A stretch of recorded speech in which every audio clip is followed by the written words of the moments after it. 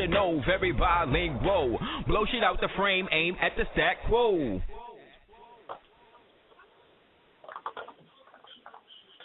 Peace, human families of the planet Earth. You're now tuned in live to Heru Radio. I am your host, Aseer the Dugateers. Love and light to all of those. So tuning into Super Heru Radio, along with my co-host from the Empress of 10,000 years, our brother Saga Assad, and all of you wonderful beings that exist in this universal fiction we refer to as the corporate United States.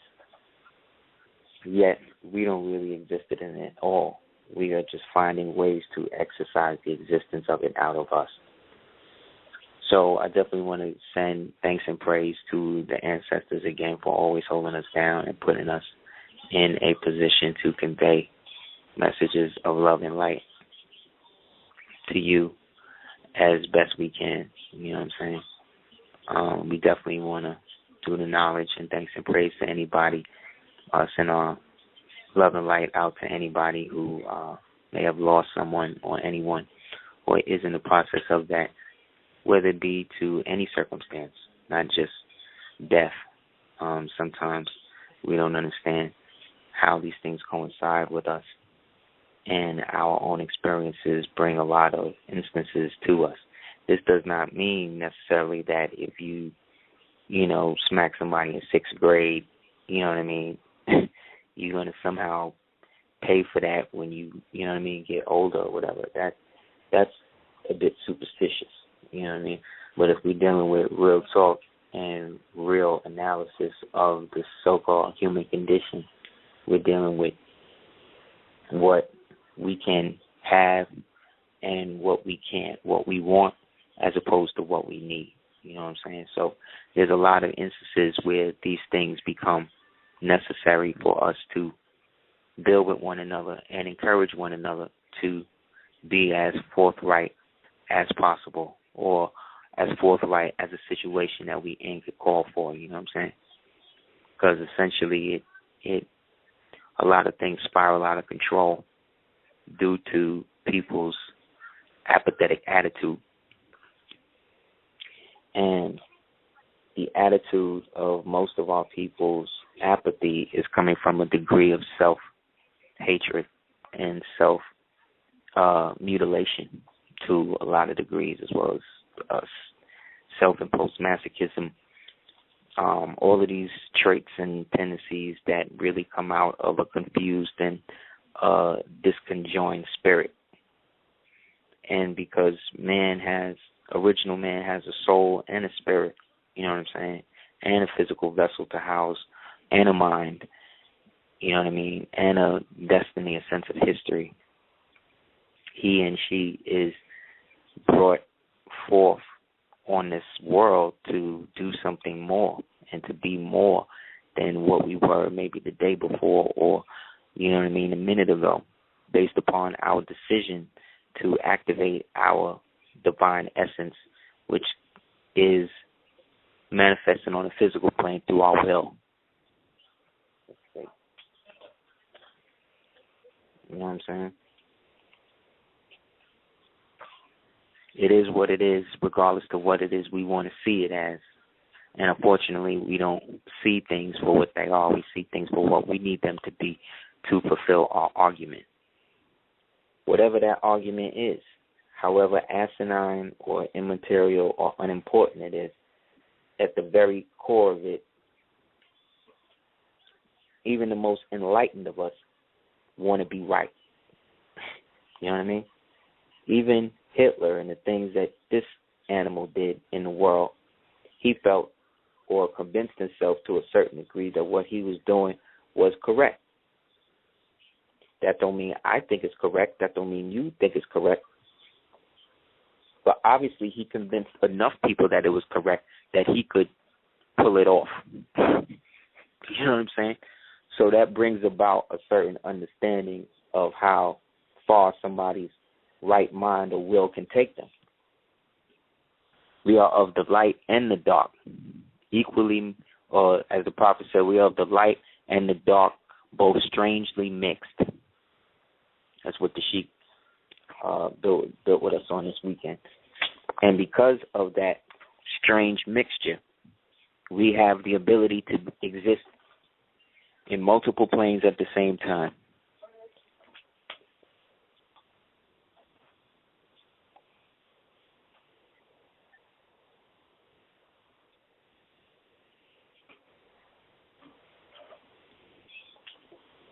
We can be thought at, think at somebody all at the same time.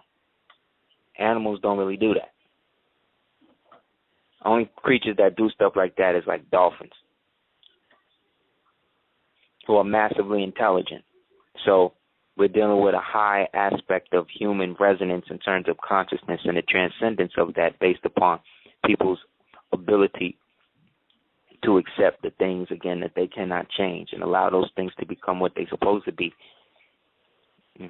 What they're supposed to be in order for us to maintain our true liberty, which is the lands that are close to us that were not molested, the lands that we did not convey or waive, but the lands and the time and the period and the history that was removed from us forcefully on behalf of people that look like us and was a part of our nation, to the point where you had situations the same way you have today where your own brothers and sisters would rather go to somebody that is not you, that don't look like them, to support them and give them their money or to bring it up from you. Like I said, the most people that's going to give you problems about moral science and being a Moor are people who look like you, because the other people, meaning the powers that be, right here, meaning powers that be, already know what's up, but they have sworn oath to conceal that forever from you,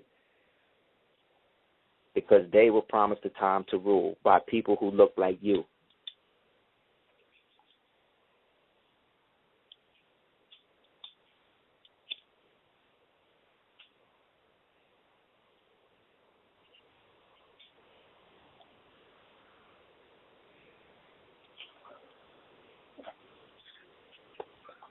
So the presence of true American patriotism lied in the soul of the people who became the American Indians, and from American Indians were regaled to being less than human, under Title 2728, listed as a beast of burden and an insect. When you listed as an insect, but then at the same time you listed as a citizen of the United States, that's a name only. In your case, if you melanated, that don't afford you no direct, exact protection. That actually excludes you even further from the actual subject matter.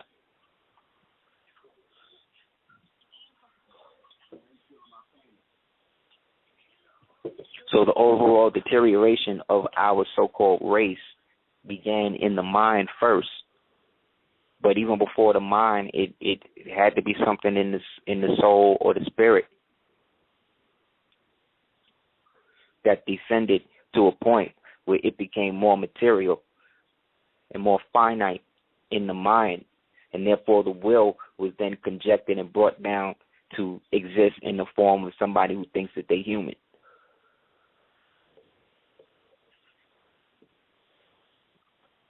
Not someone that believed and know what they are for truth.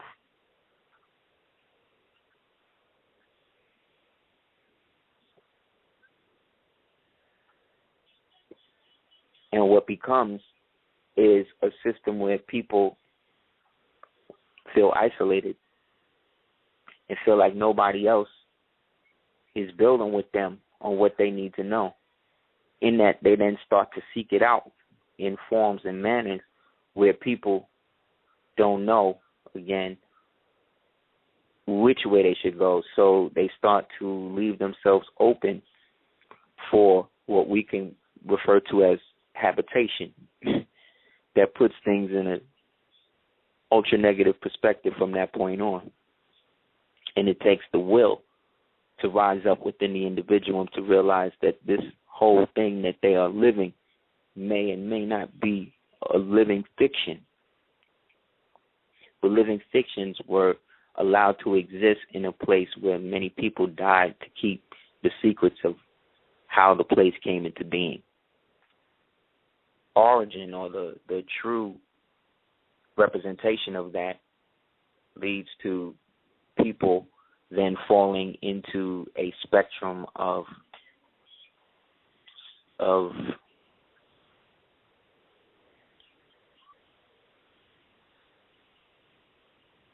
mental degradation that then again opens them up to feeling that they are really isolated. So then the fear tactic comes in, or the fear aspect comes in, so then they feel the need to grab themselves onto the first group that sounds like it knows what it's talking about. You know, if we look again to the origin of things, what we're seeing today is the culmination of a bunch of different movements that initially had an agenda that had nothing to do with the overall sustainability of the United States at all. Maybe to clarify what I'm talking about even further, I can read a quote. This is a quote from Farrakhan. I'm not saying that the minister didn't do a lot of great things. You know what I'm saying? And that there weren't a lot of people that were inspired by this person.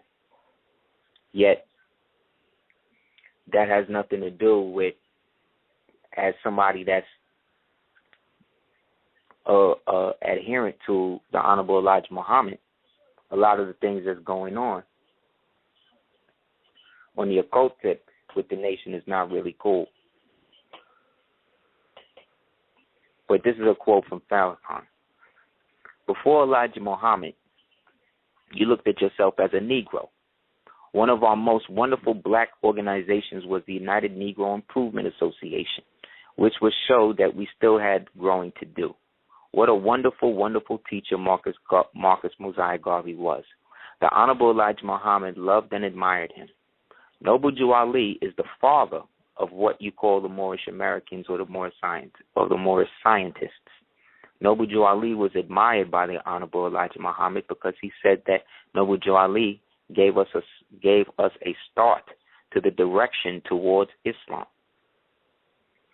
The Moorish brothers wore fezzes and the crescent and tassels swinging freely as they wore the name Bey or Il. Right? So when I was coming up in the nation of gods and earths, I used to hear about how W.D. Fard was the one that brought the Lost Foundation of Islam back and gave them a nationality and things like that. But then when I really did the knowledge,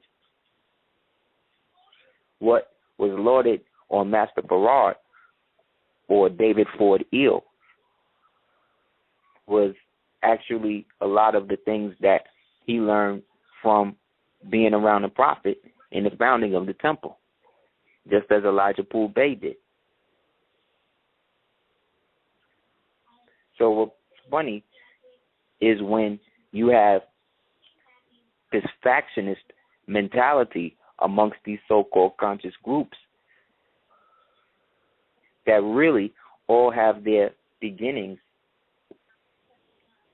after the works of what went down in 1928, or from the beginning of the late 1800s to about 1928. There was a whole another aspect of American history and culture that we are not being associated with at all. And it's a purposeful act. And it's by nature deceitful because it undermines the very balance or essence of our contributions to the world. Not just the United States, but to the world.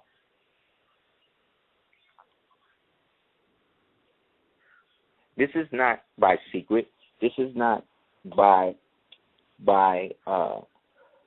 chance. Every day you are assaulted with images on how savage melanated people are. There is not a day that goes by that you are breathing on the planet Earth in this postmodern racial society that you are not berated with some image of you as some sort of animal in a bestial state. You could go a whole day without hearing nobody call nobody nigger, or hear about a cop beating somebody to death, or a mother ripping her son's penis off and trying to glue it or glue it back on, or anything like that. And then you feeling good, and then maybe right before you go to bed, right when you brushing your teeth or whatever, somebody call you, or you go to turn the TV on for a minute, and boom, there it is. This one going to jail. This one getting locked up. This gang member getting shot. This baby going to jail. All of this.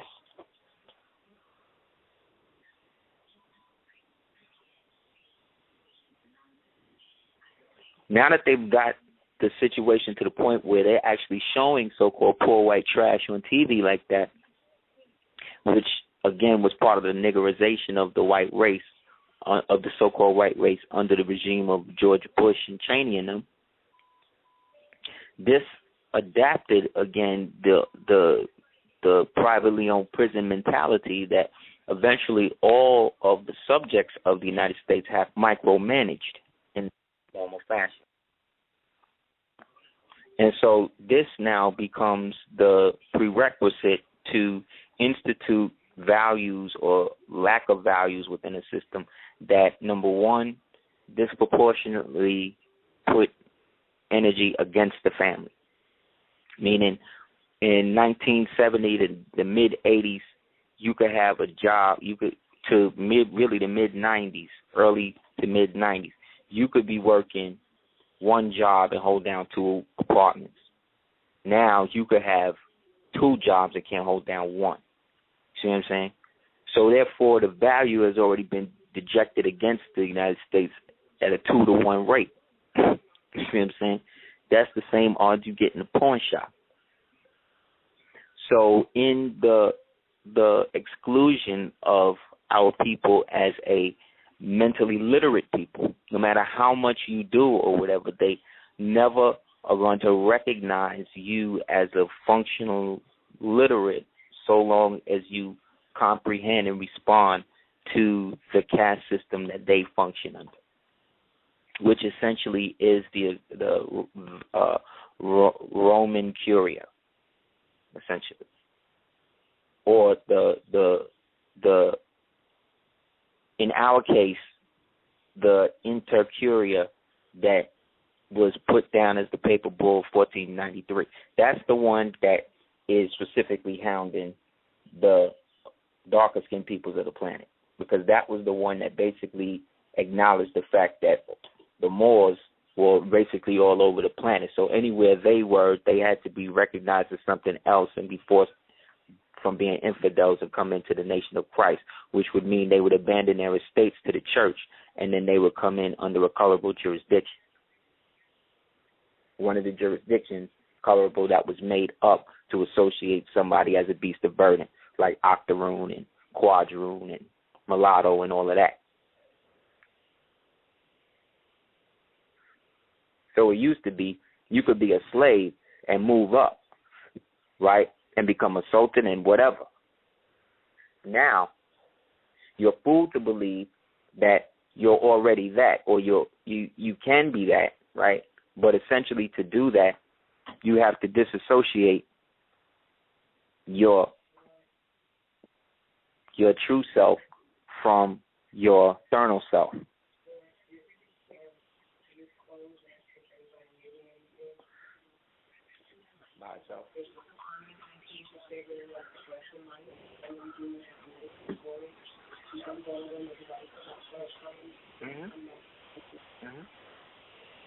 Because that's OJ's daughter. Yeah. Yeah, that's OJ's daughter. She understands certain things. Talking about Khloe Kardashian, but that's another story.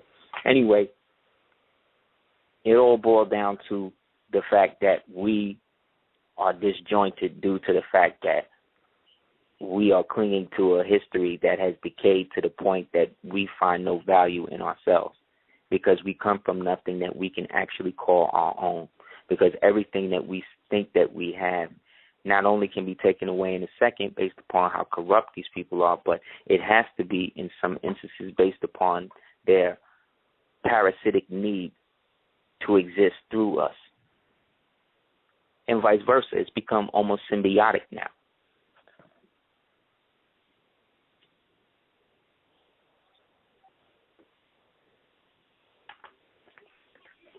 When you say the word black, you're saying the word white.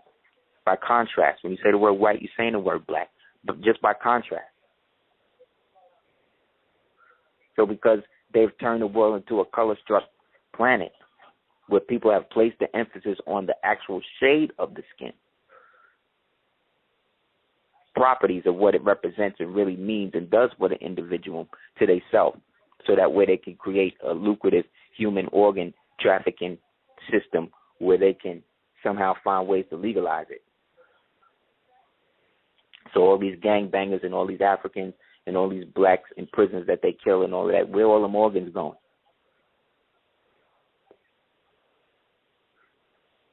Black people ain't got no money for organs like that, right?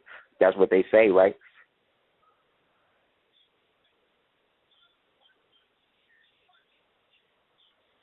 The Moorish Science Temple, like I said, of America is the trust. It is what it is because it was endowed by the energies that preceded it. It started on January 8th in 1926 and ended with somebody born on January 8th in 1928. What's the odds on that? But we're not supposed to associate that is not predominantly animist or like darker skin.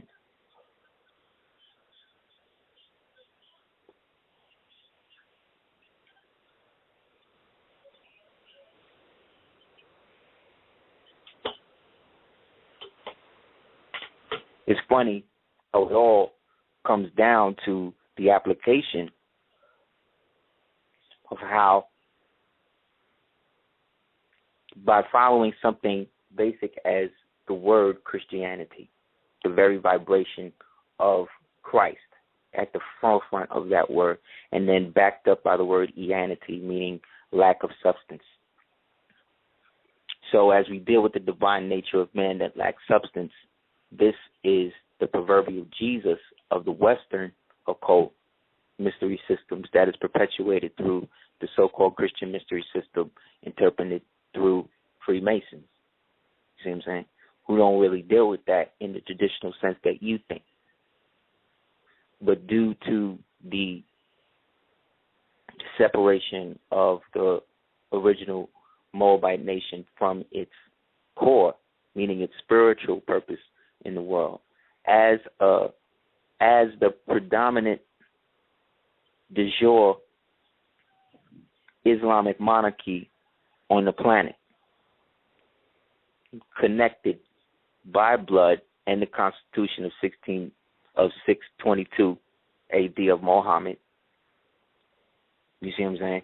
That consecrates us as indeed Muslims, a distinct bloodline of Islam that is perpetuated by the great God Allah in the noble title and name, a beneficiary title and name, Il and Bay of the Al-Bayat or Bayat that we read about in the surahs. Surahs being, or surah or Sarah being the actualization of the term Sarah sin or Sarah sons, and us being a part of the empire of mothers and sons, we are being deprived of a huge aspect of something that could greatly enhance the morale of our people. Black folk are the only folk that are given leaders, you see what I'm saying, and who are given fictional characters that become icons. So when I say JJ, and when I say Mr. Drummond, and when I say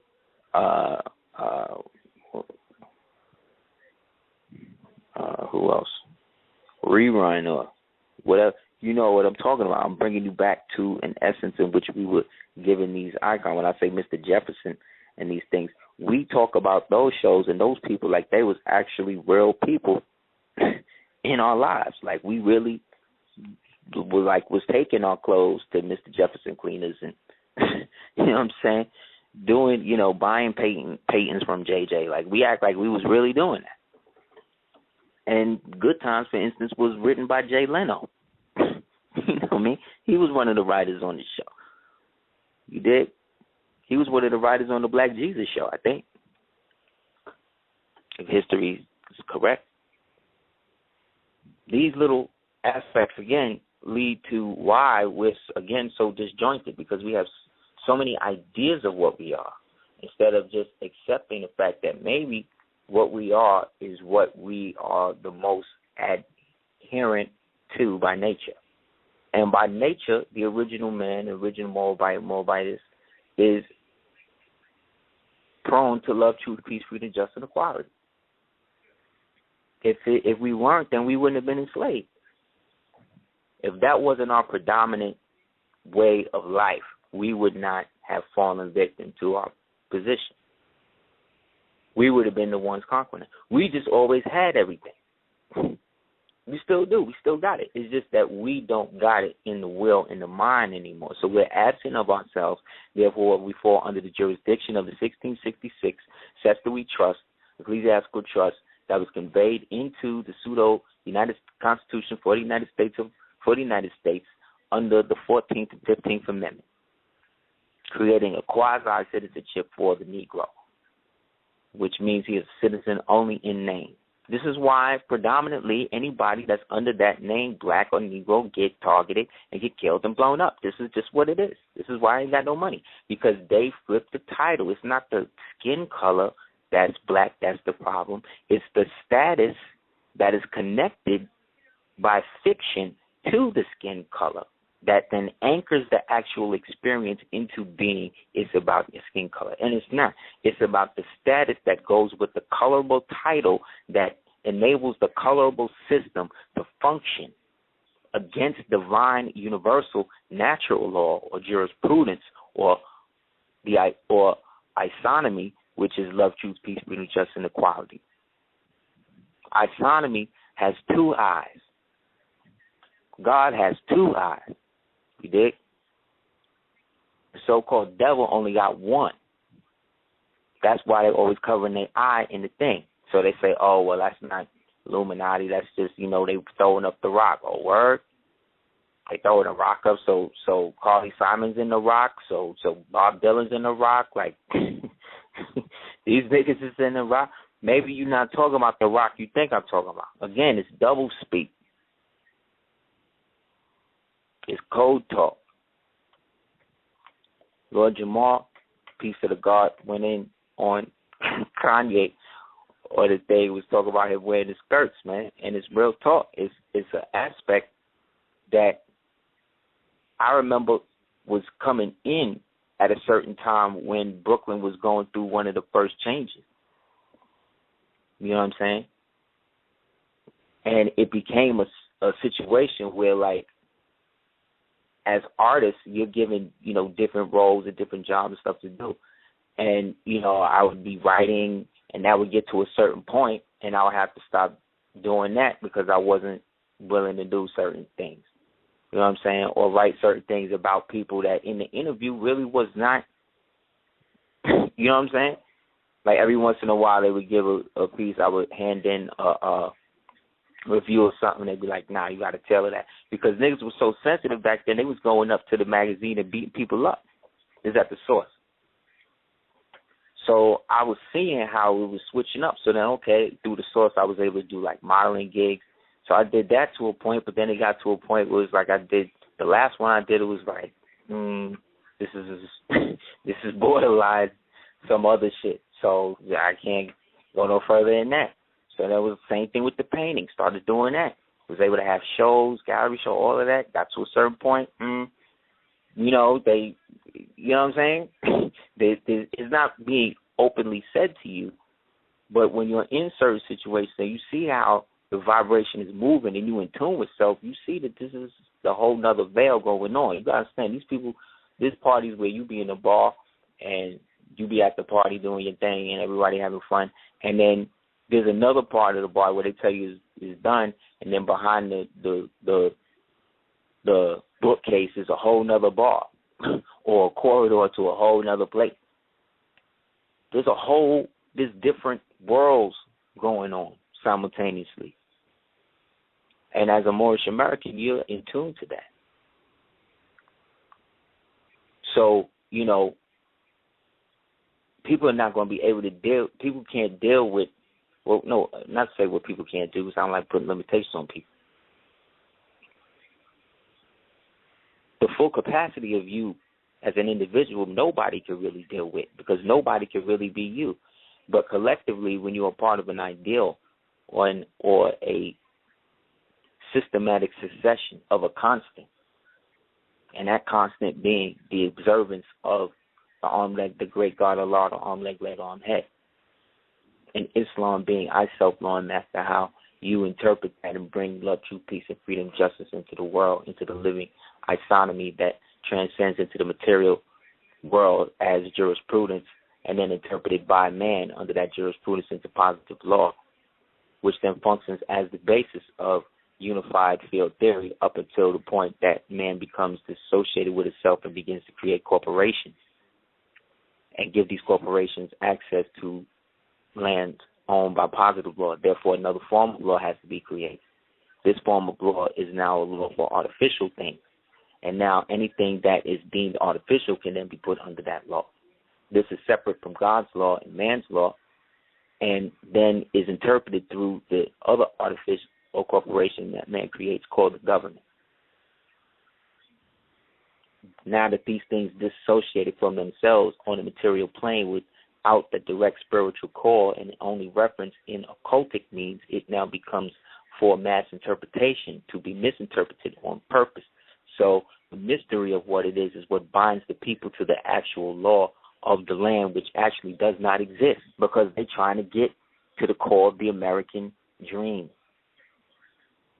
But that dream was based on the nightmare of the true Americans that were taken off of their true course and are just now coming back into being, which is why you have so much apprehension and wonder, because they know that Moors are very powerful, and we are prone to do great and terrible things.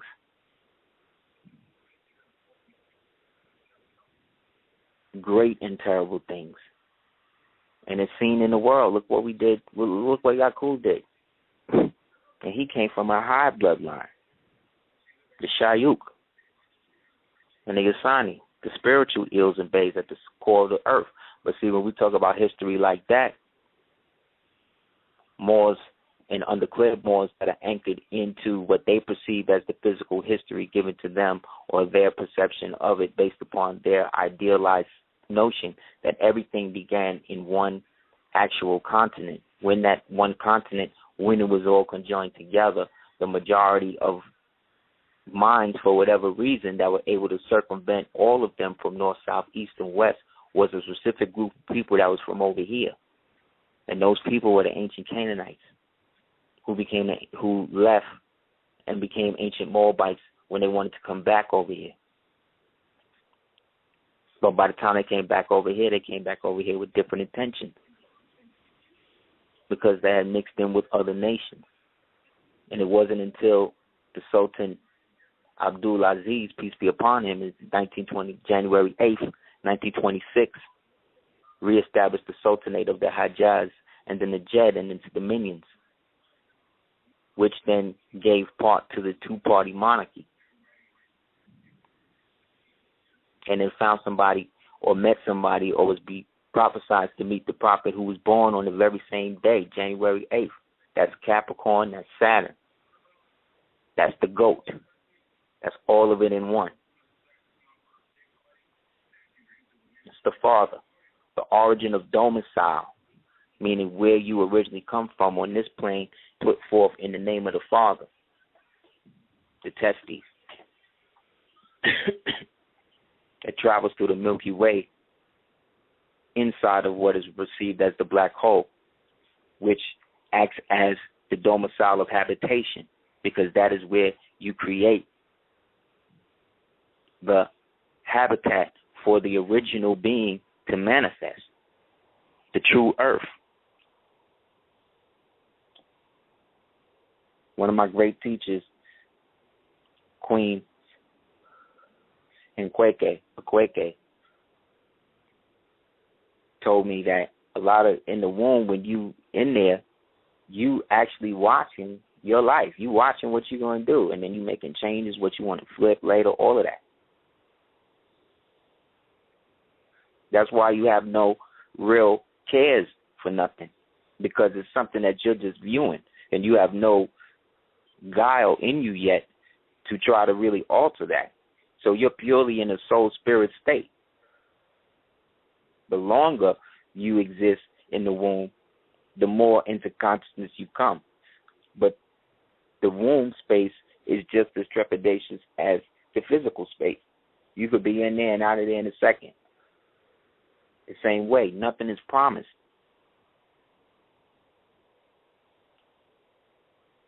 But what these bastards have done is conjoin themselves with entities that they have agreed to suck souls through and allow people to be mass possessed by things like songs and makeup and, you know, luxury items. Glamour is a demon. That's not a state of being. That's a form of demonic possession. When you lust glamour more than you lust life.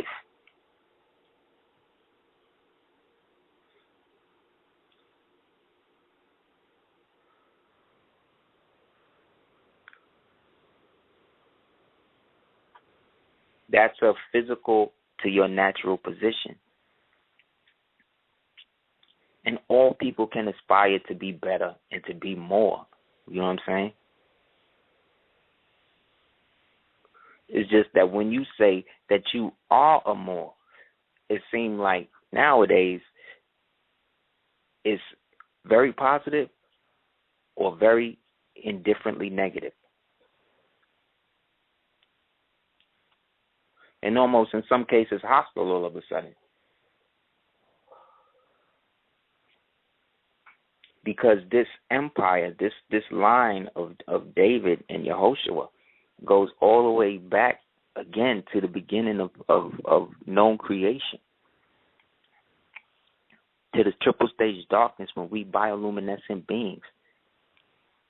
I already told you that the biogenetic research labs of South Carolina, the University of South Carolina, studied African-American males' DNA between the father and the son and have dated it to go back over 385,000 years, direct lineage from father to son. So that means every person that exists today who got a son, there's a direct lineage to their father and the father's father and the mother's father. That means that you technically could have 300 some odd relatives living around you at any given time.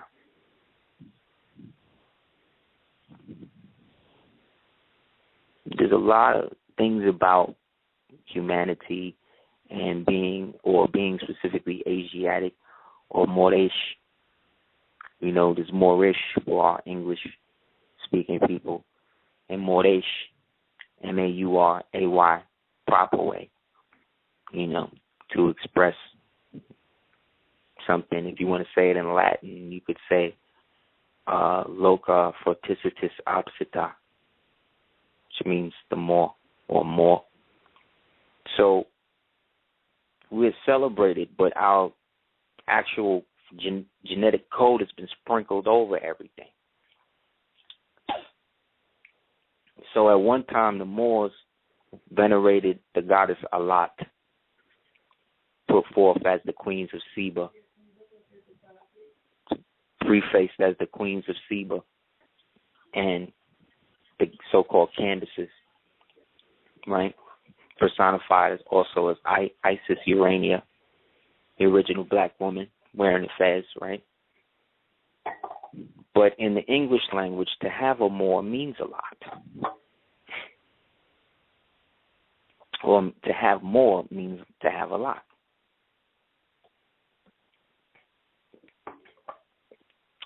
As trivial as things like that may be, things like the fact that amore means love, and the first principles of the Moors is love, truth, peace, freedom, justice, and equality. You see what I'm saying? And amore or amor means literally love, but also a physical being that is amor. You see? There's a quantum energy around that predates more than we even know. I never claim to know all about Moorish science and would never be so arrogant as to do so.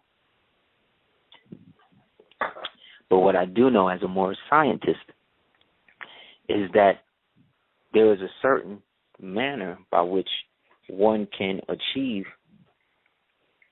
a clearer way of viewing that will automatically deter the most wickedest person and the most cleverest Faustian intellect to run from you.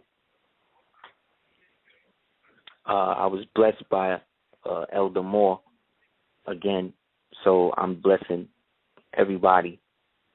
So thanks to him and his family and his noble clan, as well as the Moors that are active and not passive in not wasting time on trivialities that have to proving things to people who may or may not be compromised already by some pseudo clandestine services organization with a Freemasonic twist in the back. So these are rules to follow, and this is the actual way or process of or privilege of controlling your own thoughts.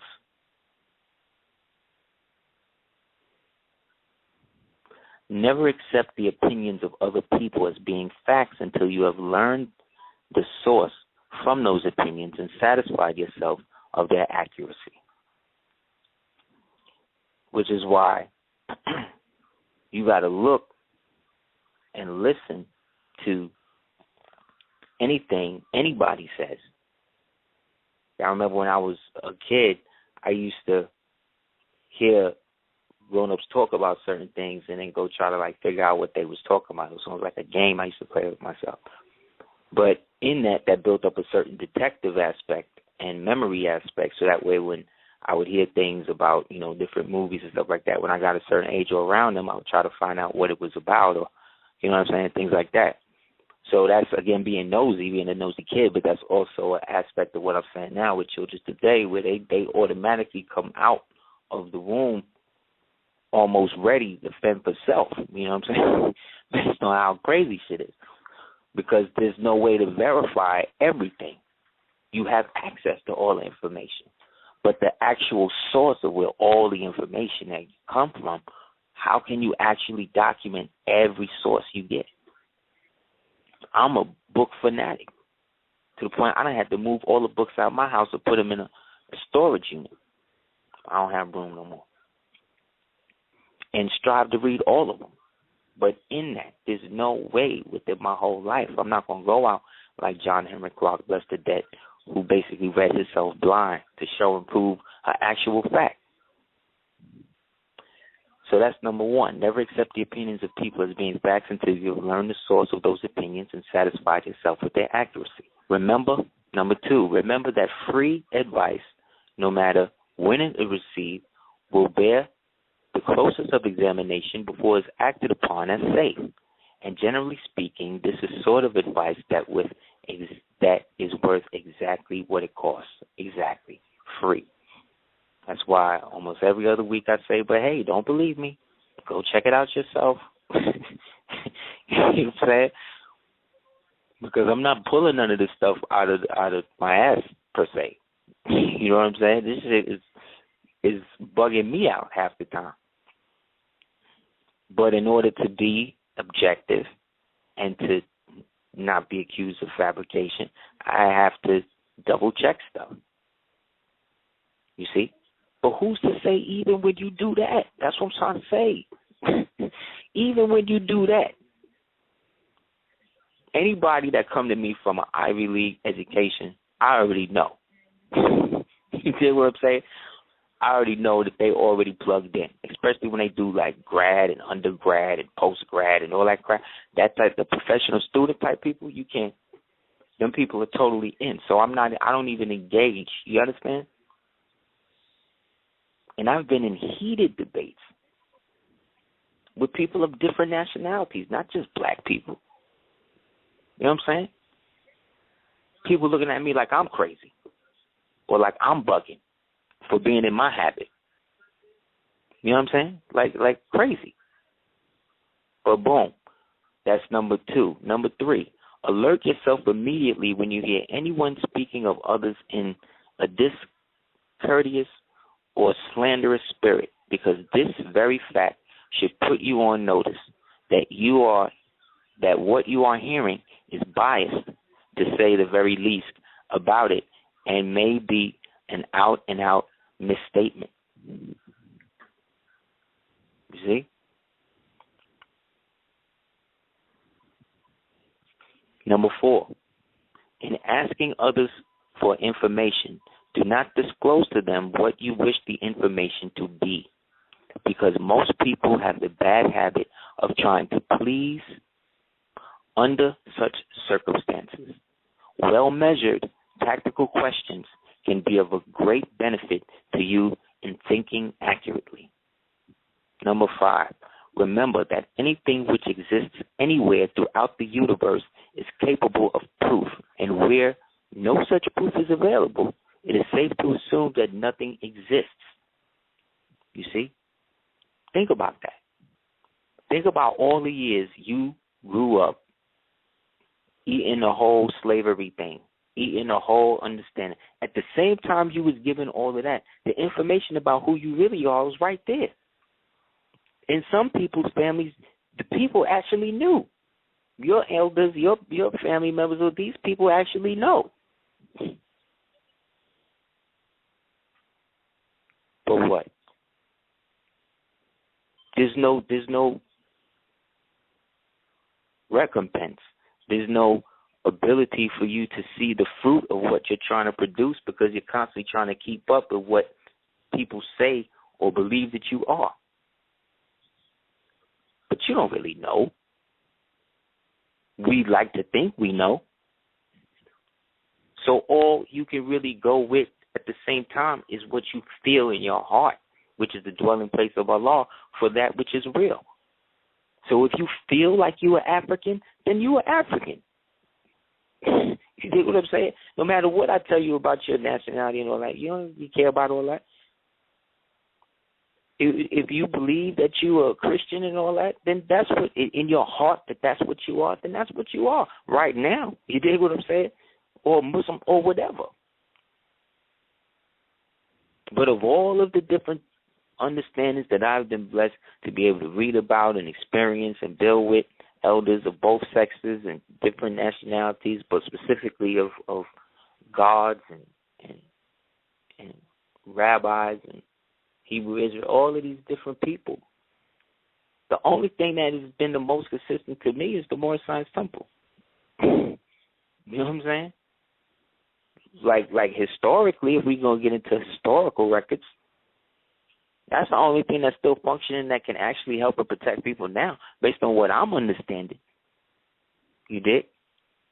I don't know if there's any so-called organization that functions as a black organization or a colored organization or a Negro organization that can actually function and protect real people. I don't know of one. In law, white man to tell you.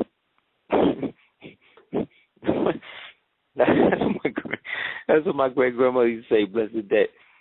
I used to ask her, so, Grandma, how come the after it rained, the rainbow come out? She would be saying, the white man to tell you. I understand what she mean now. You know what I'm saying? That's real talk. And he did. He told me it was based on condensation and the spectrum of the light and all of that. But he ain't tell me about Allah. He ain't tell me about God. He ain't tell me about the spirit and how that connects to me as a divine being, as a bioluminescent manifestation of the great arm, leg, arm, head of the universe, of which I am a part of on earth as it is in heaven through the divine trust of the Waqif that we call the Moorish Science Temple of America. That's what I know. You see what I'm saying? But that's not for everybody. I'm cool with that. And I just want everybody to know that, like, if you see me in life and all that, like, you ain't got to put on no airs. Like, if you are, be what you are. I'm not trying to convert nobody to nothing. And I'm a chairman of a temple. I'm telling you, I'm not trying to convert nobody. But if you feel it in your heart and you know and you want to do it as right as possible, that's what we are striving to do. So I offer that.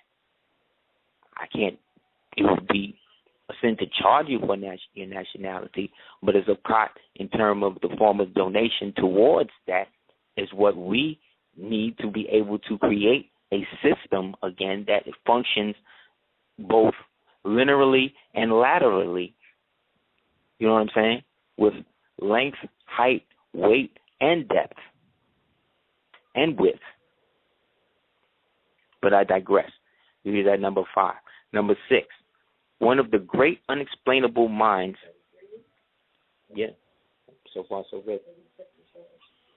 Yeah, but I can't really see it. But everybody's in. So, anybody wants to call in, the number is 347-637-1184. It's 347-637-1184. One of the great unexplainable miracles consists in the fact that both truth and falsehood, no matter by what means they may be expressed, carry with them a silent, invisible means of identifying themselves as such. Therefore, remember this truth and begin developing the necessary initiative faculty to enable you to sense what is false and what is true. Number 7, follow the habit of asking, how do you know? When anyone makes a statement you cannot identify as true, follow this habit faithfully and you will see many persons squirm, turn red in the face when you insist on a direct reply. The most accurate thinkers are the Moorish scientists because they investigate with open minds and never or should never allow their wishes to become the fathers of facts, but deal with such fact as it is not as they would like it to be, but what it is. Study yourself carefully, and you may discover that your own emotions are your greatest handicap in the business of accurate thinking.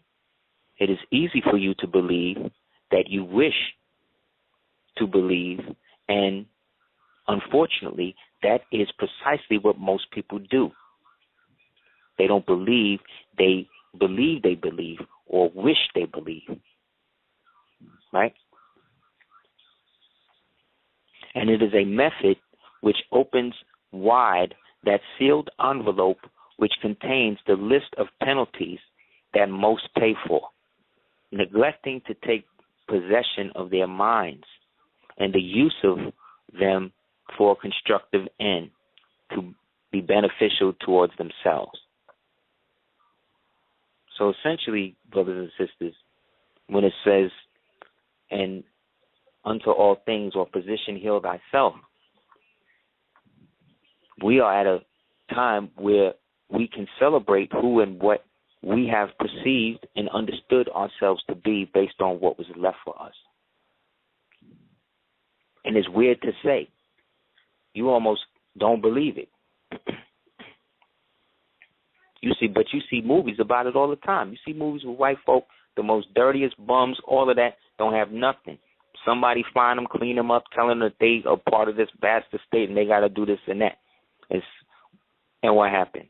They wind up having to find a way to deal with it, but eventually they able to still keep the money. So when somebody like me say, well, yeah, the Prophet left something for you or for us, that's not what you perceive as money, but it's actually more than that. The ability to actually own something. Nobody in America, United States got that no more, not even the white man. The white man done out-white man the white man. And I've used that term in jest, but also in truth, because that's what people still call it. People still call themselves that. People still, you know what I'm saying? But what that is not a color of skin. That's a people that made a belief real based on a caste system that they were actually able to take advantage of due to our negligence of peopling our own government. If that was true American history, then they could not really beat you and do the things they want to do to you. But what they want you to believe is that the people that was with them in the 1700s and all of that was they slaves. That's how they trying to flip it on you. They've been flipping it on us like that.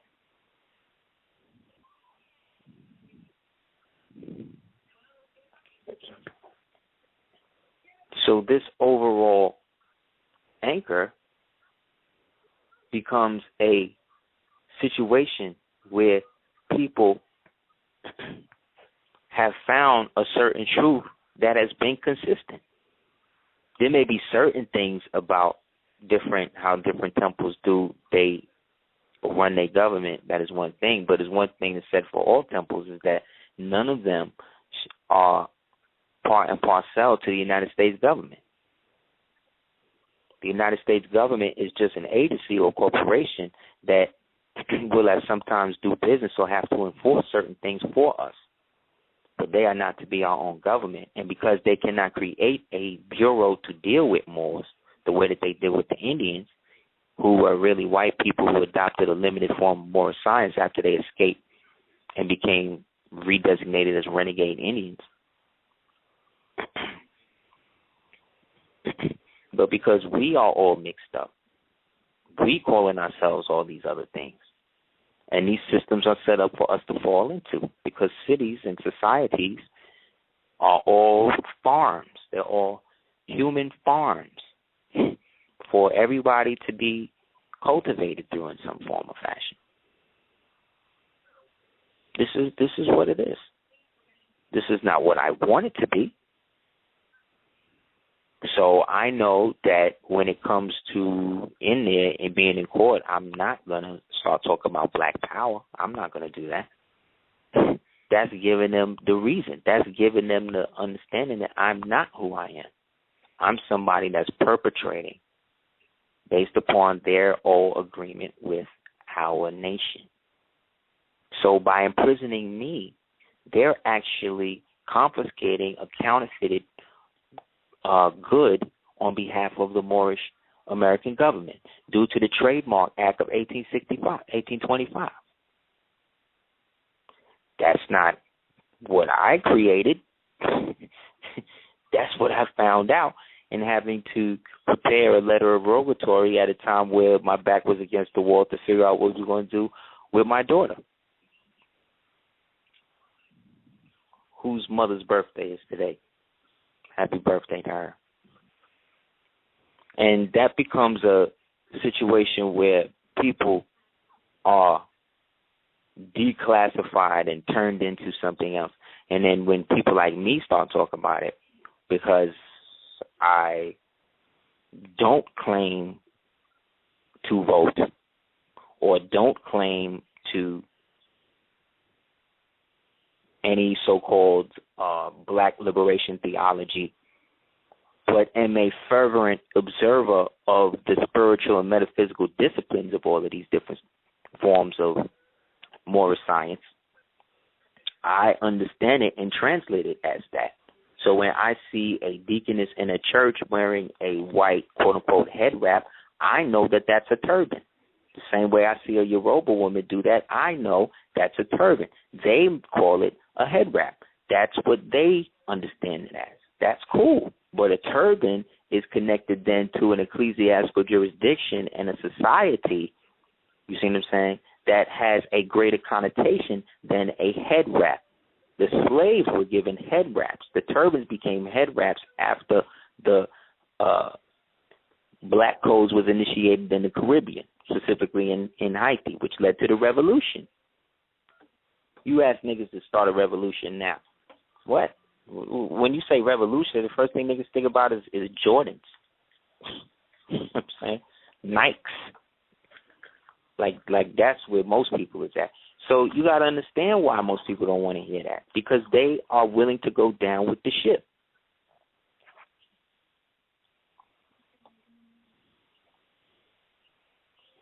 And they have the right to do that, but I'm understanding.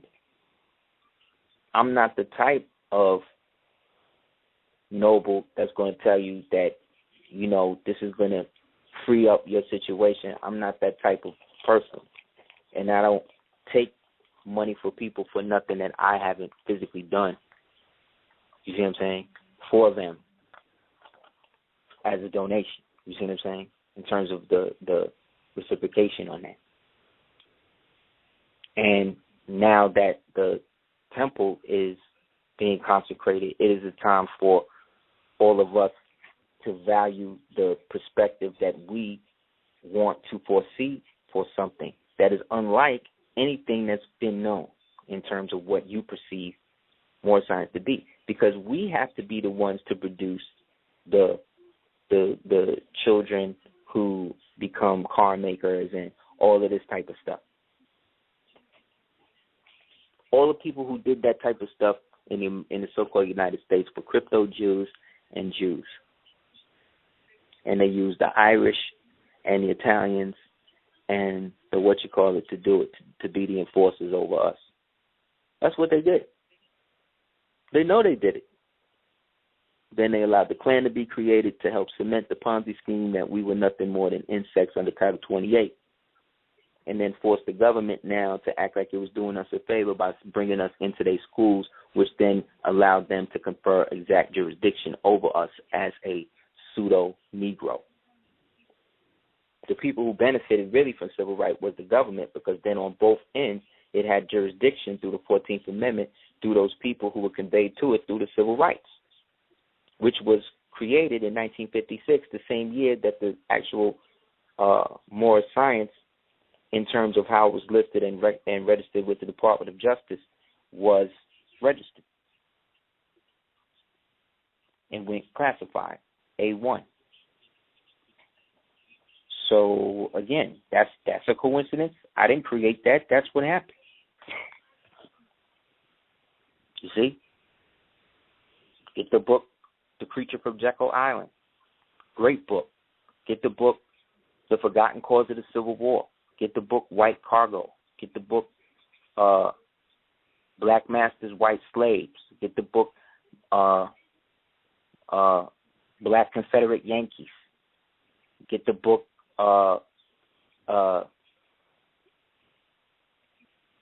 Cavaliers and Yankees.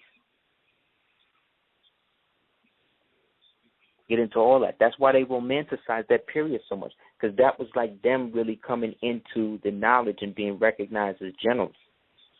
You see, through that whole Scottish Rite Albert Pike thing. So the moral science had to be canonized and put in a manner where they could practice it.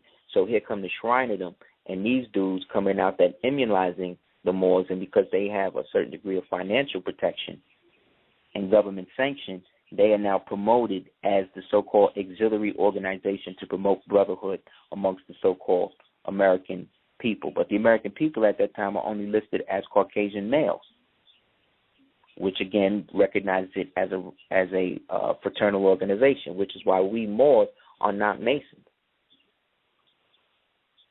We are not that.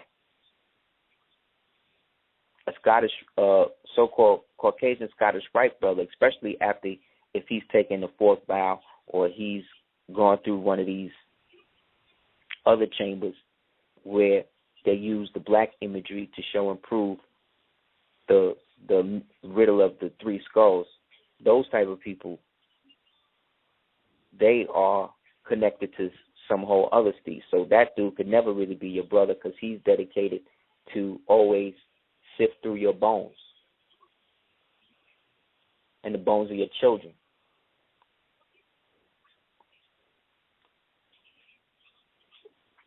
Get the book, The Nigger, the Negro, the Moor. Real talk, man. So, people could bash the Moors or go in on them all they want. You know what I mean? I'm not really of that ilk. But I do see points that people have made. Remember, it was the Moorish Empire that was the last paradigm. So obviously we fumbled the ball and somebody picked it up to the point that they done made us forgot we was even in the game as a real player instead of the water boy or the turf that they play the game on. You dig? That's the level that they have. You were oddity to them. Like we was on the park today, and the Moors, doing his physical prowess thing and all of that, and it was dope. And it was a Caucasian lady came through, and she was watching him and all of that, and she was like, "Wow, he's like a monkey," right? Immediately,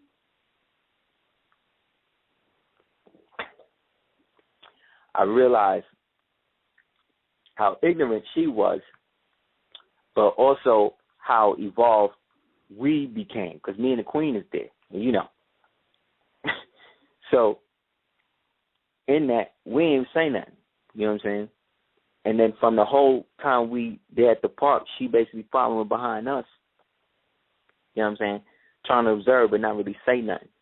And this is what I mean about you being in your true self, with you regardless. But see, when they don't have a category to put you in other than something that they've conquered, you now fall into a blank area that leaves no classification, and therefore there is no direct condescension. It now becomes a certain degree of alert, fear. You see, because I'm not iced out. I'm not all of that. But I obviously grew up listening to hip-hop or something, But my mustache is turned up and I'm wearing this fez. You see what I'm saying? And these rings. Like, what is, you know what I mean? What is that? And his son is like this, we're picking this up. I'm not just hallucinating this. This is what's happening. But this is what's happening to me. But when we commune and build, we find out that this is a universal experience that we are all experiencing as Moorish Americans, or Moorish American Americans, or Moorish American American Autochtons, or Moorish Americans, or whatever.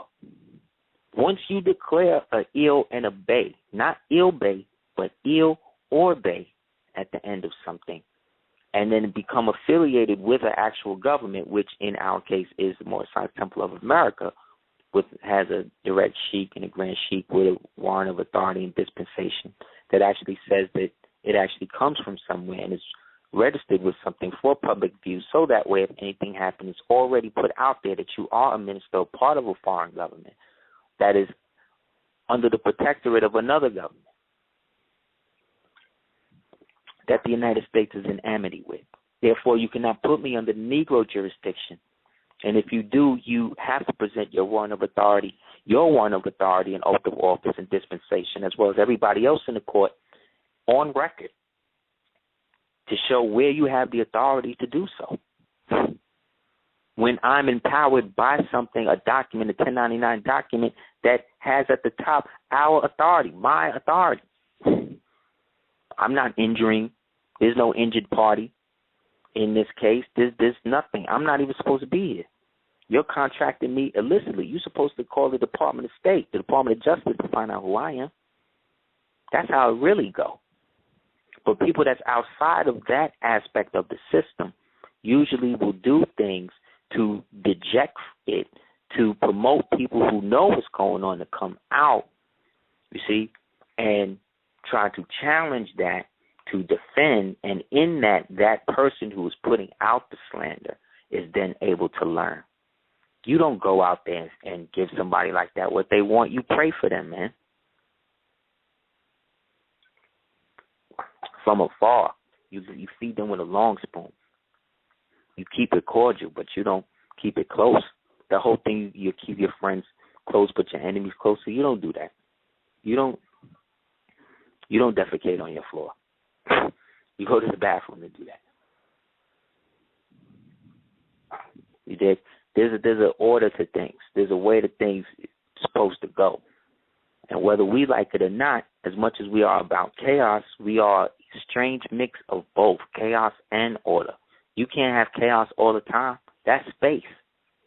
That's why you're not in space now. You can't just be up in space, just flying and flying through and all that, unless you have the spiritual capacity to really deal with the outward reaches of space, deep space, the aspect of the universe that hasn't happened yet.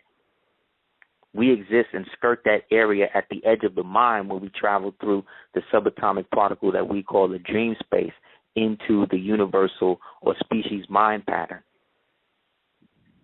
But that species mind pattern has been infected with an aspect of people who no longer dream in the capacity that they can. Therefore, they limit themselves in reality. That's why when you dream about being on a train, there's not a lot of people in the car. That's why it seems scary when it's one or two people in the car with you, because anything could happen. But that's the point.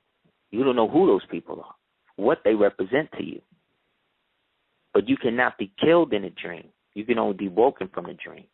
You can be killed in real life. Moral Science, or the Moral Science Temple of America, is us as individuals. That's why you can say you are that in person. Because the Prophet, we are beneficiaries of such. You have all the paperwork that you say, all that. So long as you ain't got a dead body with my fingerprints on it, there's really nothing me and you should be talking about. Really. And we as a people are moving closer to establishing the ties necessary to make this happen right before the end. And everybody know, that's why I can talk about it freely on the radio, because it's nothing that's not, that nobody knows is not going down. You dig?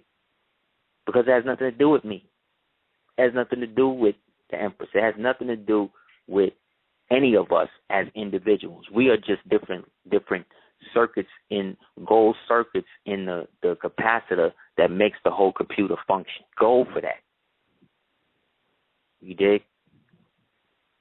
So somebody has to produce an industry for us. Somebody has to promote a lifestyle that shows that being a Moor is more than having to always talk down cops and be scorned by other people who may be other doctrines who are built on hate. Remember, everybody after 1929, I don't care what you say, that original Adept chamber, them 12 people that closed the original Master Adept chamber under the Prophet after he returned for him and agreed to take that $40,000. Everybody, from my understanding, other than CM Bay. That's why I see that he hated on. At least he was telling you he was a Mason. At least he was telling you he was a Master Mason at 720 degrees. I appreciate that. I'll read his shit and trust his shit quicker than I'll trust Manly P. Hall shit. See what I'm saying? Because at least he let me know straight up. Manly P. Hall is letting me know that he's devoted to Lucifer only. CM Bay was talking about and unifying and based on setting up the Crock of Destiny, whether Moors want to understand it or not, the actions of him and people like Dingo Eel created an instance for us to be able to practice law, to understand jurisprudence and positive law and natural law and enact that the way that we do. Because the temples were put to sleep after 29. They wasn't talking about no civics. They wasn't talking about no real knowledge. They wasn't talking to you about nothing that was really going to make you do something other than believe in some product that these niggas were trying to swap on you. Because they had to go ahead.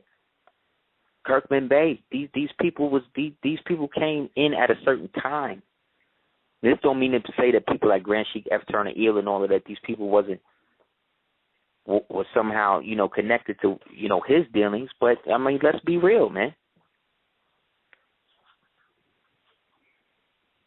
He the only picture of a Moor I done seen from a temple wearing a Shriner fez. So that should tell you alone. You dig? I done seen Hoover even with a regular fez with nothing on it, which means he was really on some Morris sign shit at one time. He was playing both sides. He's like, I'm a Shriner today, I'm a Morris sign temple tomorrow, and I'm a transvestite the next day. That nigga was going in. But either way, these people were able to amass a certain degree of occultic energy and clandestine energy that has led to us to speculation for the past 60 years. Steve Coakley brought us with fact. You dig? Fact. That's irresputable. But now you got people making records about how they want to be in the Illuminati. They want to be in it. They done took the DVD. They done made the people all the DVDs and shit that we did back in the day. They done convinced these people that that's good. You know why they did it? Because you had certain people in the conscious community doing shit to promote this whole pseudo-satanic agenda and all this other shit that had nothing to do with where we overall going as a universal people, man. Yes, we can engage the dark side as much as we can, but we haven't even established the light side yet. We haven't even established the right way to do it. Any revolution that is entered into without a spiritual basis, some sort of occult base, is doomed to failure. We know that. But before the priesthood could even be established, niggas started tearing themselves down. They start going at each other. Started bashing the same leaders that they came out talking about, venerate. By the end. But like I said, when you outside of the temple, there's certain things that become that you need to know. But you really can't, because there's so many people that don't want to give you the right way that you wind up trying to grasp onto what's there. I did. You did. I've been researching moral science for over 25 years. And anybody who know me, whether they like me or not, whether they respect what I'm saying or not, they know. You dig what I'm saying? And nobody can take that from me. You dig? So what happens with people like me is that there's certain people who could have got it. Well, we was just giving it, you know what I'm saying? Like we doing now, just giving it away. Niggas is trying to do. So what happened is niggas then try to do it in their way. You know what I'm saying? In how they do it. You know what I'm saying? And as somebody who was in that position as being outside, you start to see why it's like that. Because you are at such odds at sometimes that you almost make yourself paranoid. And that's not how the Moorish Science Temple was rolling in the 20s. These niggas all had chauffeurs. They had whole towns, man. I'm not making this shit up. This shit is real. This whole towns, this whole districts that was owned by Moors, man. Real Moors. Real talk. Going all the way back before the 1700s, man. But because their name is Samuel Huntington and things like that, and the white man show you a picture of his grandfather, somebody, you think that's him. You do. I did.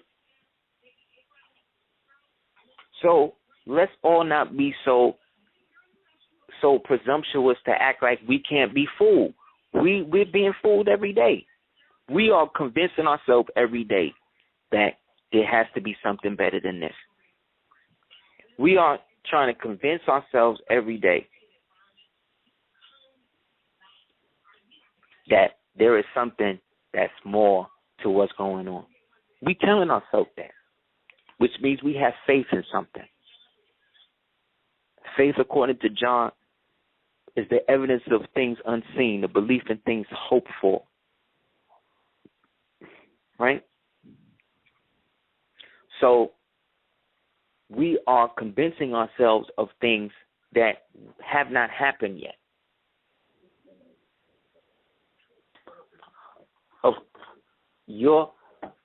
We make ourselves believe that. So belief or belief system, we allow ourselves the luxury of becoming something, of becoming things that we may want to be but not be ready to be. You understand? And part of being an adult and part of being a man, in my opinion, is knowing your limitations, what you're ready to do and what you're not. And at this juncture right now, in this retrograde, I'm already telling you, niggas is hot. They ready to pop off on some dumb shit. You know what I'm saying? Off of questions. That's why when you ask them or ask people specific questions about their rationale and their modus operandi, they can't really deal with that, because what's starting to quiver in them is the deception. And the deception is the daemon or whatever agenda is pointed in them that they may or may not even be conscious of. And it's not your or my position, or should not be our need to have to justify that or always figure that out if that person is not reaching out for help, or somebody who loves them is not reaching out to you for help. That's why you a sheik. But when you say sheik today, sheik with an H, you start dealing with the sons of Hagar. And they are, again, the ones that, in a sense, were able to walk into the Waqif after we over here and in Andalus and in West Africa became somewhat negligent of our birthright, which, again, did not and could not be reestablished until the Sultanate of the Hejaz and the Najd and the dominions of the Maghreb, Al-Aqsam, Al-Sheikh, Mexum was actually bona fide in the Treaty of 1927. But again, Moors don't study, and Moors see what they want to see to fit their agenda. So if their agenda is to find out real knowledge about stuff they don't know, they put out conjecture about stuff that they feel based upon what they want to know by who or what they're trying to goad into the challenge.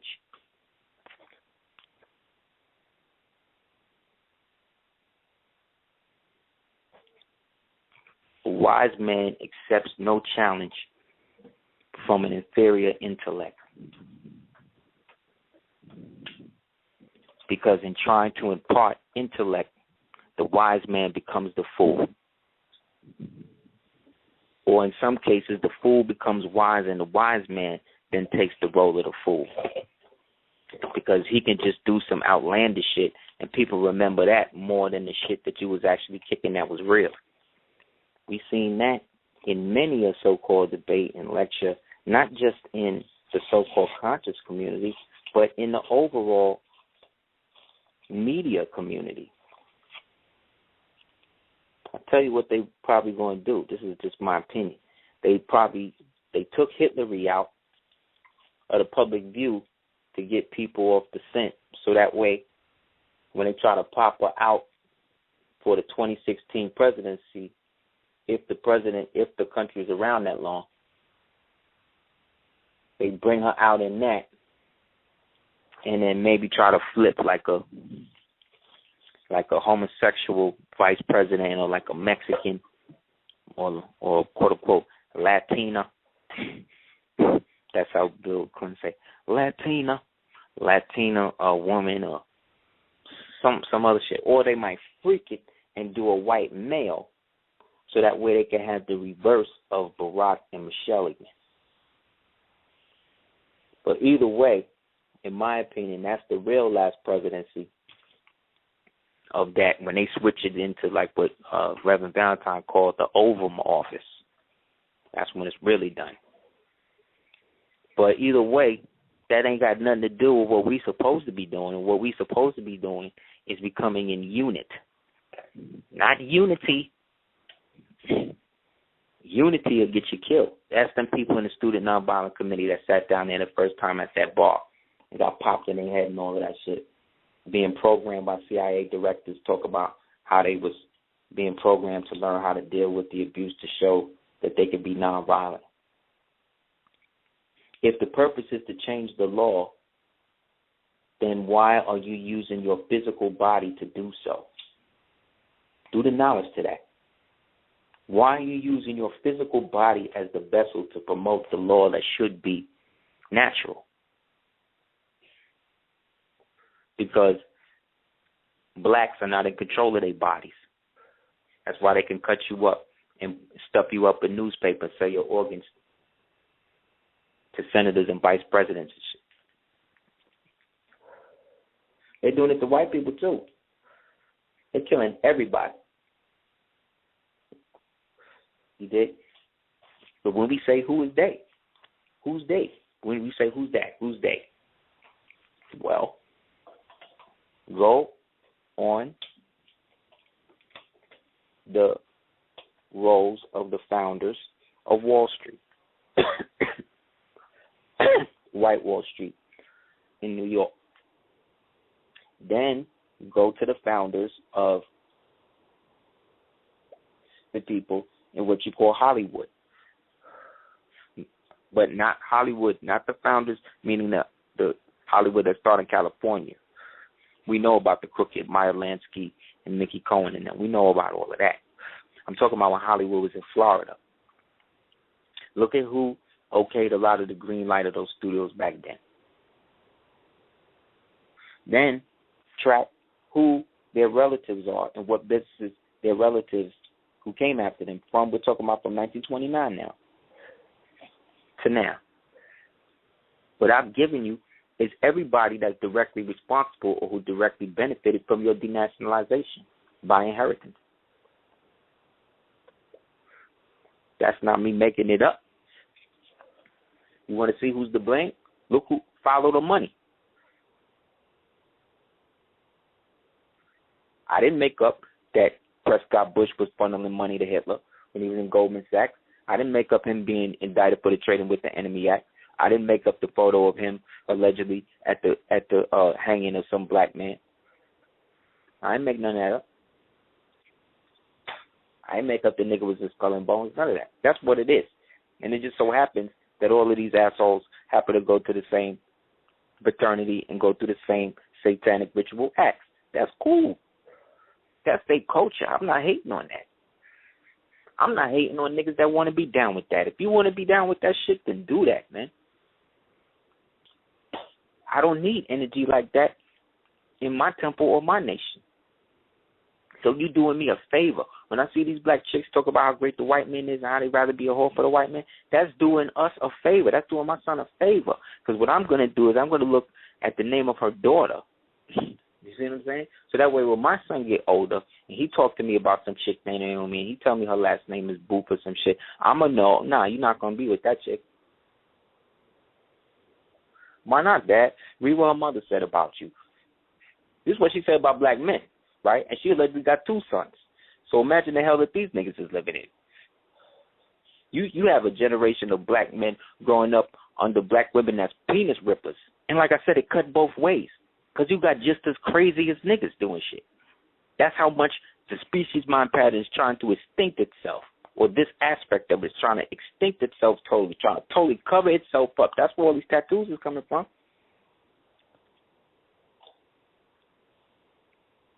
You have so many tattoos like that, man.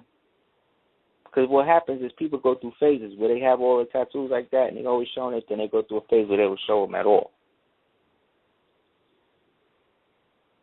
Because sometimes they feel good about them. Sometimes they hate that they got all of them shits. And I'm being somewhat general, but in generality, there's also truth. You got Moors that's practicing jurisprudence and don't know the elements that go into it, the 5 elements of the legal right in these things. These things are what constitute you as being able to be a moral scientist and able to convey what you know as being true based on fact.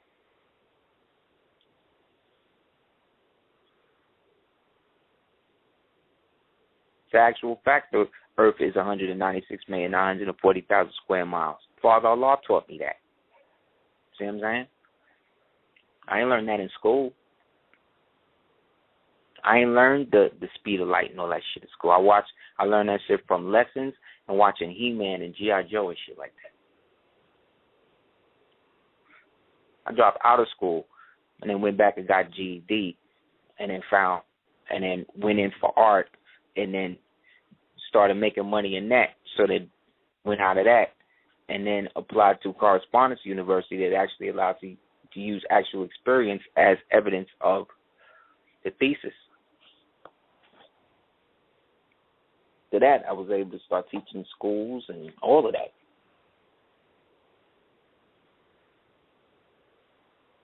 But that's all Allah. That's all God moving that. That's all having a good woman at my side. And healthy and pure children, or as pure as they could be based on the given circumstances of the first two. But definitely with this one. I told that boy the other day, I said, any problem you get right now is a problem you're giving yourself. We don't have the problems like let's say Palestinians have problems. They don't know what their country gonna be like. They don't know what's gonna happen in it.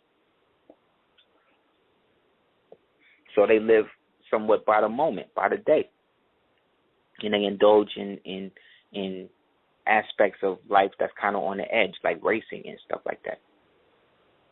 Drifting. Like what they do in the Bay, under the same jurisdiction. You got cops in the Bay straight shooting people in the movie. What happens after? Niggas just, they just do a movie about it. Is the cop in jail? No, because you can't go to jail for killing a cow unless that cow got a definite owner. You understand? And they got these Moors under the 14th Amendment under the beast of burden. They listed as beast of burden, as insect. The Moor told me, he said, no, they got you listed. They got these Moors listed as insects, Moor. I was like, and you can see it. You can see it. They don't give a damn. They so used to owning you. They so used to you being ignorant and stupid that you got to be with them than be with your own. And they're cool with that. They're cool with that. They don't really respect you, but they're cool with that because that helps them. And they should be because that helps them. It's not helping us. But people see you or people hate our people. Come on, man, see what it is. So all you can do is be as upright as possible and put yourself in a position of power by knowledge in yourself. The only thing that's promoting our self-Lord and Master is the Moorish Science Temple of America. In all my years of doing the knowledge, it's the one thing that automatically is commanding respect with certain people. You don't hear people calling themselves Nubians no more. You don't hear people calling themselves, no more? Afro-Americans no more. You don't hear people calling themselves Black Americans no more. Right? How you got all these different names for the people? You know what Chinese people were called? Chinese people. You know what I'm saying? You know what they called Dutch people? Dutch people. Before that, they was Dutch people. Even when they was black. Because back then, going Dutch, being that it was a trading empire, was based upon them going into a union. Because when they say go Dutch, it says that you're going between two. Y'all agreeing in the endeavor. Y'all paying for the expedition. That's why the founder of Brooklyn was a so-called Black Dutchman. Don't believe me? Look it up in Africans in America by J.A. Rogers. He got a sketch of them in there. So, a lot of the exorbitant fees and stuff like that other people are doing and charging to do certain things, a lot of people don't even have the jurisdiction to do the shit they tell you they could do. Not just in the Moorish Temple. I'm talking about the United States government. How they going to ask you, when April come around, they're going to expect you to pay taxes to them. And people are going to do it. They got it like that. They done shut the whole government down on you. They talk about taking food stamps from you and all that. And there's a nigger president talking about doing it to you. They got drones. They selling drones to kids now. I saw a commercial for a little drone that they were selling to children now. Like, it's next level. It's become an endeavor of, no, it's become an endeavor, it's the same one. It's become an endeavor of inconsistency that people have deemed as functional. That's scary because I'm watching these pundits on these TV shows, these quote-unquote white people who consider themselves white, that's what I'm calling them that, and they are promoting absolute lies. They know. You see it on their face. I wouldn't be surprised if they had guns on them niggas every day. When they showed up, they just had guns just behind the cameras just ready to go on these niggas. Like, real talk, man. Like it's like that now. Because they're insane. Like the Moore said that we were talking today, he was like, yo, man, you it's so crazy. These black people are so insane now that you actually have so-called black atheists. You actually have black people who believe that there is no God. You understand what I'm saying? You have black people, black males, and black women that will believe in the United States government and paying their taxes. You know what I'm saying? More than believing that there is a spiritual aspect to life. This is a critical junction in the history of our people, man. This is how disconnected from themselves they have truly become. Where you have proponents of black atheism, a double entendre, a double anathema, excuse me. You gotta laugh. That's why quick to conflict, people nowadays that's quick to conflict or quick to, based on the asking of questions, come such hostile that it becomes actual evidence of a disagreeable spirit in the flesh. So we're actually blessed when these people play themselves. Like I posted a thing on Rahana with the Medusa mask headdress and all the snakes in the head and all of that, and made the comparison of Mami Wata and Medusa and how, this chick be really wanting attention. And it was interesting to see, in my opinion, how people viewed as her somehow being empowered. And it started to make me wonder, why is it that when women specifically or anybody wants to seem like they're empowered in the world, they always have to assume some sort of dark, satanic type nature that precludes them from having any sort of like outward compassion, where they become so aloof or so extroverted that they almost become spectacle, which then becomes glamorous, again, the demon, to the younglings that are being, brought up to look at that as being successful based upon how much money and how frequently they see the image.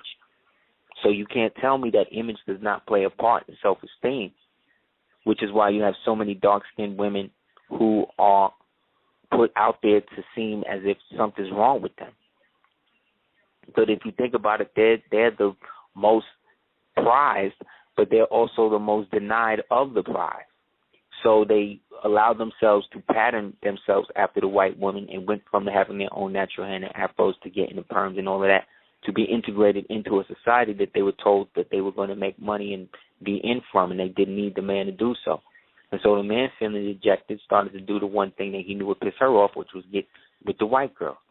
And so it wasn't until very recently you see these movies now where it's all about the integration of the black woman and always one black woman around supporting this whole white family, white society, whether it's Shameless, whether it's the other one that everybody watches with Kerry Washington and all of them other. It's all of this glamorous life of being that one black girl allowed to be around all of the white people with the money and work for them and, you know, be the prize. And then they set the corporation and things up to be the same way. Where now you have brothers that don't even bother to even fraternize and build with sisters. Off the rip. We did. Because they're being raised by mothers who were left by men, who were raised up with the same inconsistency and the same detraction of fathers, who felt the same dejection in mothers, who felt the same need for security. This is not by some sort of chance. This is by design. This is how the United States works. On the backs of the mortgage-backed securities and the mortgage-based securities, who are the human capital, a.k.a. human improvements or property improvements on the UCC-1 of the United States of 2011. So if you want to be something else, you have to proclaim that and put that into the public record, which is why they don't want people to do that even anymore. Because then once it's in the public record, they can never say they didn't know. They want to be able to have plausible deniability of your status. And it's only because of the so-called quasi-skin color clause that was put in based upon that. But what's really going on is the 1666 Sesqui Trust, based from the now defunct Vatican, that has now been put into play. When you become absent of yourself of 7 years. That's why before the baby that you just had becomes 7 years old, you need to send them a letter of correction, whether you do it at the birth or not, to let them know that this baby is an ill or a base, so it will be classified under a different jurisdiction on the so-called federal records, whether you know it or not. That's what's going to happen, and I can say that because I know. But I'm not going to show and prove that to people in a forum where I am there to make somebody else seem more plausible. White man don't debate nothing. And when he do debate, he get paid for it. Okay? So again, America is the video. United States is the commercial. America is the car. United States is the traffic stop. That's just what it is. Everybody's on their own. Nobody's going to help you. But at the same time, God is real. And it's realer here than probably anywhere else. And once it was freed up here and acknowledged here, it'll be free and acknowledged everywhere else. But they got us all looking over there, all the Jerusalem, all this other Iran and all this other shit. If they're going to nuke themselves, let them do it. Let them do it now. Like real talk. Like, let them do it now. Like, what else? What could you do? Where could you go? What could you really? Nothing. So all you could do is go to the next existence, but at least then you'll be in a better place with your family. So I'm not condoning suicide, but what I'm saying is don't try to fret and be paranoid over shit that don't exist. This so-called Illuminati craze and all that, that was used as a form of soft persuasion to get you to adopt it, to see it as cool, and that's what it is. It's all cool now. So let them be a part of that. Let them make it real. They've made it real. When I was talking about it, I was talking about families, direct families, the Warburgs, the Collins, you dig what I'm saying? Direct people, the Cavendish, niggas you don't hear about, Prince Bandar, these type of niggas. You dig? Soros, the niggas with the real money, these people. And they don't even have real money. That's the whole crazy shit. None of these people have what they really have because everything they have is based on what we have. If it wasn't, they wouldn't be persecuting you like that. And you, meaning every melanated person that's in a city or government that's federalized where they are clamping down on niggas, That's just what they do. So if you white and you feel that that applies to you, so be it. You get what I'm saying? The prophet said I would have to acknowledge you as a Persian or a Celt. Okay, but that don't mean I make you an officer or an adept of the temple, and you shouldn't want me to do that. Because I'm not going to do that. You get what I'm saying? But I'm here to uplift fallen humanity, and humanity, in my opinion, is the woman that the black woman that the prophet was holding in the picture. To me, the bond with that. I'm 40. I'm still learning how to get over things that happened to me through women today. You did? Every day. But I'm getting better. Because one, I'm with a good woman, and two, I want to be. So my will is what's going to bring it through, because my will is evidence of the spirit, of the soul, and the soul is anchoring of the spirit, and the spirit is God. That's Allah. That's why Crowley had to retard it with to do with that will crap. So again, a Mason, a Freemason, things like that, that's like saying you basically like a warlock or something like that. If you were more and they want to give you an honorary degree or you already went through it, that's cool. If you want to get out of it to be fully, in your proper person, then there's a prayer that we can go through as all of that can do that. Okay, I'm almost done. You know what I'm saying? So it's become a privilege to be able to, in the best manner possible, convey this as one of the people who came up in an era where there was actually something real left in the world. You know what I mean? Whether it was, you say it was the crack era or whatever, that era spawned the last, to me, that was like real and genuine. And unfortunately, because niggas was able to get money and there wasn't anything nationally to put that money to, there were pseudo-bule factions and other things that were able to funnel that into useless meander that became a system that we call the music industry and other industries, academia and stuff, to move these people further and further from doing anything for their own people. All of these niggas got Jewish lawyers.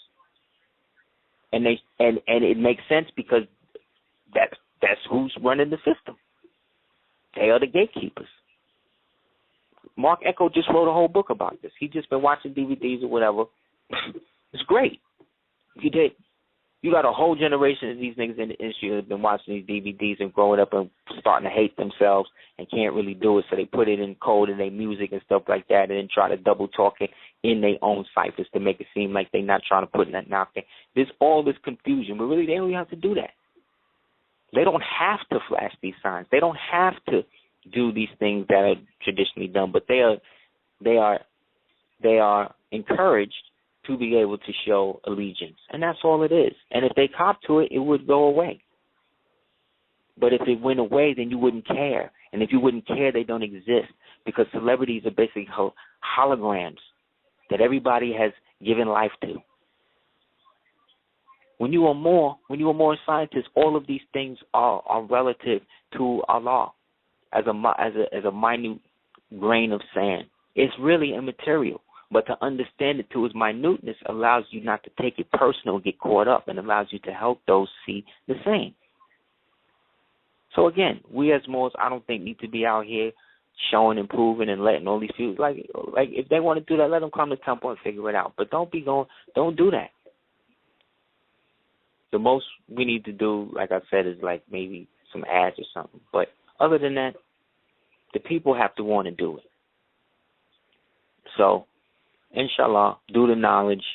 Again, know that most of these people that you call leaders in some way or fashion or form have been around or come in contact with or been a part of moral science in some way, or their founders or their teachers.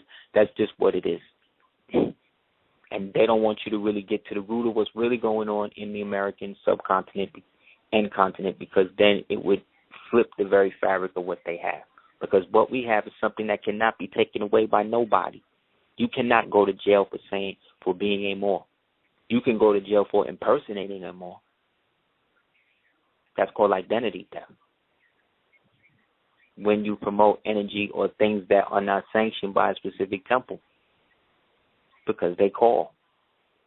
But people don't believe that who are outside because they've never humbled themselves to be able to be a part of something other than themselves. And it's not a judgment. It's an accurate assessment, in my opinion, of the overall position of where the community has fallen. I really felt that it was moving somewhere. That's what I felt. But when I saw that I could not be complicit to certain things, not just in that community but other communities, I saw that if it was going to be done, I had to do it how I could do it. And how I can do it is like this. How you can do it is like that. And maybe we can work together to produce a system in which we can produce our own academia, our own children that follow this certain doctrine and all that, because we have one generation of children that are free and clear of all of the bullshit. We can do it. How do you think the Amish is still here? They just getting into them. They just getting into the Amish thing now. They made movies like Witness and all that back in the days to try to get you into it, but Deliverance and all that. But they just getting into that now. Mormons and all that. You just hearing about that now. The chick Mimi Faust. The chick's last name is Faust. Like the dude that took Rihanna's picture, his name was Damien Hirst. Yes, Damien like the Omen, and Hirst like what you put a body in when it's taken somewhere.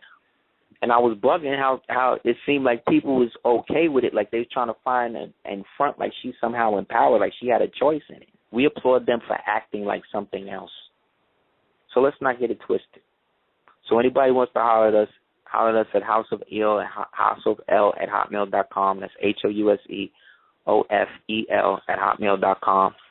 Also, you can check out the world's most dangerous comic book novel I got out there called The Dark Scope for 18 at www.darkscope418.com, as well as www.blackmambaworkouts.com, as well as www.sagaassad.com.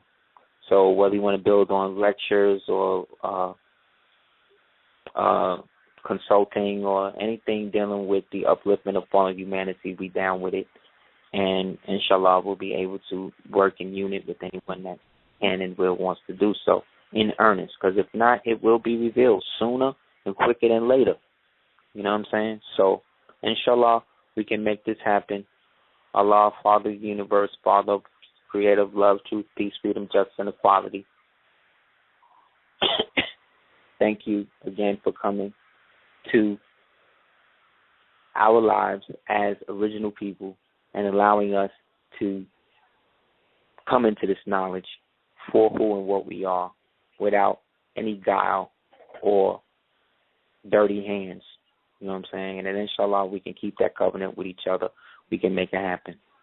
So, again, anybody wants to holler at us at House of El at hotmail.com. And look for me at Duke of Tears at twitter.com.